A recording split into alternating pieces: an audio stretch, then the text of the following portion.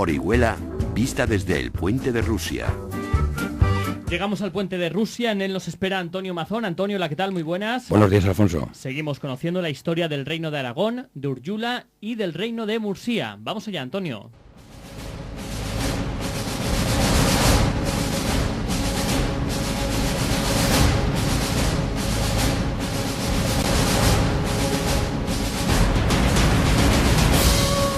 El Papa había otorgado el rango de cruzada a la conquista de Almería, y los príncipes cristianos juntaron sus armas contra los sarracenos. La antigua base naval de los almorávides se había convertido en un nido de piratas que asolaban el Mediterráneo. Para la decisiva campaña se unieron todos los afectados en su comercio marítimo: naves catalanas, de Pisa, de Génova. 1000 embarcaciones entre grandes y pequeñas esperaban en el puerto de Barcelona. El emperador movilizó a las mesnadas castellano-leonesas y así, cercada y combatida por tierra y por mar, en el otoño de 1147, Almería se rindió a los caudillos cristianos que penetraron en ella entregándola al furor de sus soldados. Un año después, la cruzada se repitió en Tortosa, liderada esta vez por el conde de Barcelona en su papel de príncipe de Aragón. Estas dos plazas conquistadas marcaron la frontera norte y sur de Sark al-Ándalus, el Levante andalusí, un territorio musulmán hispano que resistió el acoso almohade durante más de 2 décadas.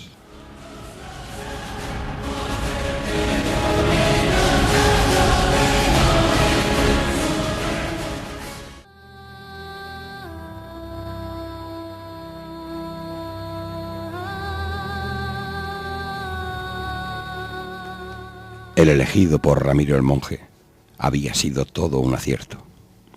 El joven conde, sucesor de su padre con tan solo 17 años, demostró estar a la altura de la empresa encomendada. Aragón no era más que un conjunto de comarcas prácticamente independientes bajo una misma corona, y lo que hoy conocemos por Cataluña, otro conglomerado de comarcas agrupadas en condados sometidos al de Barcelona. Solo el territorio de Urgell era independiente, manteniéndose a caballo entre las dos influencias. Respetado entre los suyos que lo apodaron el Santo, el príncipe de Aragón fue acatado por todos sus súbditos, excepto los navarros. Ramón Berenguer IV fue un digno gobernante que supo consolidar la herencia de su esposa, pactando con Castilla para recuperar las plazas robadas y bregando con el Papa y las órdenes militares por la herencia del batallador. La cuestión de Navarra fue la única que no pudo resolver por su acercamiento a Castilla y al rey de Francia.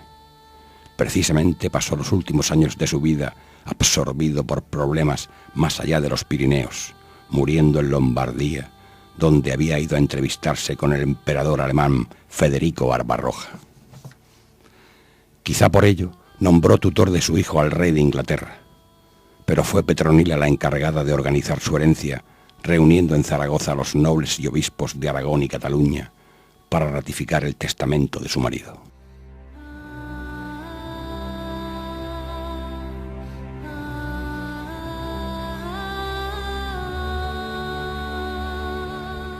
Pero Ramón demostró además su carácter guerrero, virtud que había heredado de su padre, quien pasó a la historia como el primer caballero templario de Hispania, cediendo a la orden un castillo, su armadura y su caballo.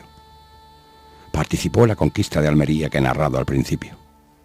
Culminada esta empresa, él mismo organizó la toma de Tortosa. Luego, con ayuda del conde de Urgell y de los caballeros templarios, terminó de conquistar el Valle del Ebro, haciéndose con Fraga y Lérida en el 1149. En esta última ciudad contrajo matrimonio apenas un año después. Culminaba así la tarea que había dejado a medias el batallador y el compromiso con el monje.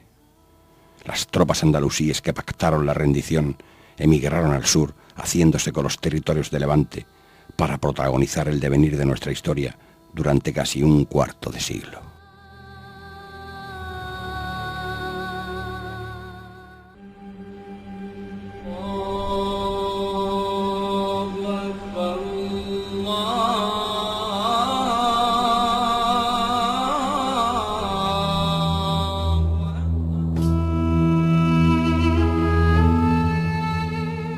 La muerte de Zafadola propició la vuelta al poder de Abdelrahman Beniyaz, aunque en realidad lo había tenido siempre.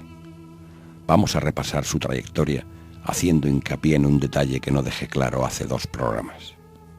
Aunque mencionase a Abdelaziz como señor de Valencia, el brazo ejecutor de la toma de Urjula y Mursía fue Beniyaz, general emparentado con una importante familia de militares autóctonos, los Banu Mardanis, emigrados de Fraga cuando fue conquistada por los cristianos. Desde la sublevación contra los almorávides, el poder efectivo lo tenían los generales andalusíes. Beniyaz era el dueño de Valencia y el cadí Abdelaziz no era más que una figura simbólica. El cargo de cadí o juez solía recaer en los personajes más respetados de las comunidades musulmanas. Por su prestigio, recurrían a ellos como gobernantes en momentos de crisis, pero eran solo un juguete en manos del ejército. Con estos antecedentes, pasamos a resumir lo acontecido en el territorio de Sark al-Ándalus.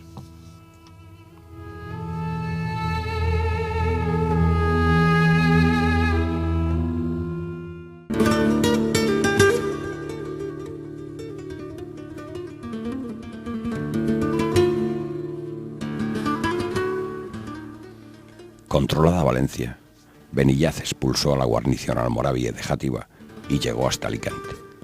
En Mursía, Ben Jafar se lanzó a liquidar lo que quedaba de los almorávides. Exterminó cruelmente a la guarnición africana de Urjula y colaboró con el valenciano cuando hizo lo propio en Játiva. Pero acudir a Granada en ayuda de Zafadola le costó la vida. Al conocer su muerte, los murcianos auparon a otro personaje influyente y respetado, un miembro de la linajuda familia Banu Tahir, pero aguantó en el poder apenas unas semanas. El caudillo de Valencia, Beniyaz, se instaló en Urjula y desde allí tomó Mursía sin necesidad de recurrir a la violencia. Luego se deshizo del cadí Abdelaziz y con el apoyo de los Banu Mardanis tomó el control de Valencia y Mursía. Pasó voluntariamente a segundo plano al someterse a Zafadola en su propósito de crear un reino musulmán andalusí fuerte, independiente de cristianos y africanos. De esta forma, Zafadola fue proclamado emir en Murcia. El flamante emir, Abdalá ben Mardanis y el propio Beniyaz fueron derrotados por los castellanos de la frontera, como contamos la semana pasada, y solo Beniyaz escapó de milagro.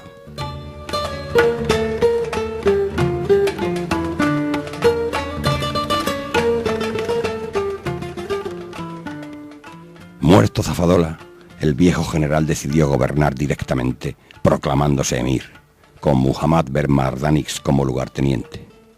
Pero el Zegrí, aquel general enviado por Zafadola y expulsado por Beniyaz, lo intentó de nuevo tomando Mursía al mando de un ejército de mercenarios cristianos. Decía actuar en nombre del emperador como heredero de Zafadola en su alianza con Castilla. Si fue cierto, de poco le sirvió. Las tropas de Beniyaz asaltaron la ciudad y le dieron muerte cuando huía por una de sus puertas. Consolidado en el trono, el reinado de Beniyaz duró casi 2 años, hasta que, herido por una flecha, murió en verano de 1147, tras varios días de agonía. La región se descompuso de nuevo. En Valencia tomó el control su lugarteniente Muhammad, el sobrino del fallecido general Abdalá ben Mardanix. En este desbarajuste, Urjula quedó en manos de un grupo de familias locales, formando una especie de república islámica en la que el poder ejecutivo lo ostentaba un consejo de notables presididos por el cadí. Este se llamaba Abu Said Abdelrahman, un personaje de origen alicantino poco ambicioso, querido y respetado en la ciudad por haber dirigido la oración de la mezquita Al-Jama. Temeroso de acabar asesinado en esta vorágine, a los 2 meses renunció irrevocablemente al cargo. En Murcia confiaron el mando al gobernador de la plaza, otro militar llamado Abdul Hassan, pero cuando Ben Mardanix se dirigió hacia ella, salió a recibirle y le rindió homenaje como heredero de Beniyaz. El joven lugarteniente, que había permanecido en un discreto segundo plano, pasó de repente a ser el líder del Sark al-Ándalus, de Murcia, de Valencia y de algunos distritos orientales. Muhammad ben Mardanix había llegado para quedarse. La leyenda del Rey Lobo había comenzado y de ella hablaremos en la próxima entrega.